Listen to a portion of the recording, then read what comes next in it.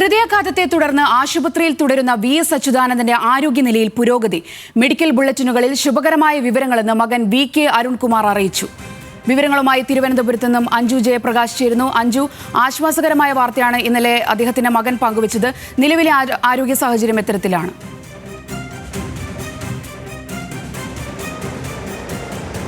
Sona, കാർഡിയോളജിയും neurology, nephrology ഇത്തരത്തിലുള്ള സംയുക്ത ചികിത്സയിലാണ് അദ്ദേഹം തുടരുന്നത്.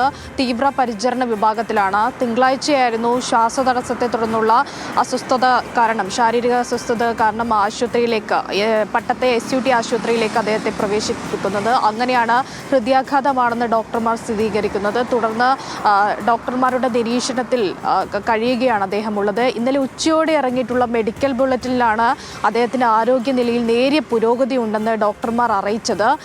തുടർന്ന് ഇദ്ദേഹത്തിൻ്റെ മകൻ തന്നെ കഴിഞ്ഞ ദിവസം രാത്രി ഇത് സംബന്ധിച്ച ആരോഗ്യസ്ഥിതി സംബന്ധിച്ച ഒരു പോസ്റ്റ് കൂടി ഫേസ്ബുക്കിൽ ഷെയർ ചെയ്തിട്ടുണ്ടായിരുന്നു.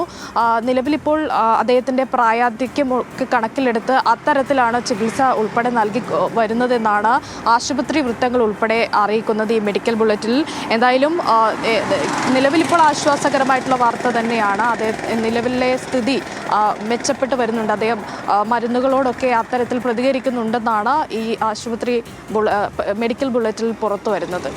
സോന, ശരി. 2 ദിവസമായി ആശുപത്രിയിൽ തുടരുന്ന വി.എസ്. അച്യുതാനന്ദന്റെ ആരോഗ്യനിലയിൽ നേരിയ പുരോഗതി എന്ന വാർത്തയാണ് ഇപ്പോൾ പുറത്തുവരുന്നത്. അഞ്ജു ജയപ്രകാശാണ് തിരുവനന്തപുരത്ത് നിന്നും വിവരങ്ങൾ പങ്കുവച്ചത്.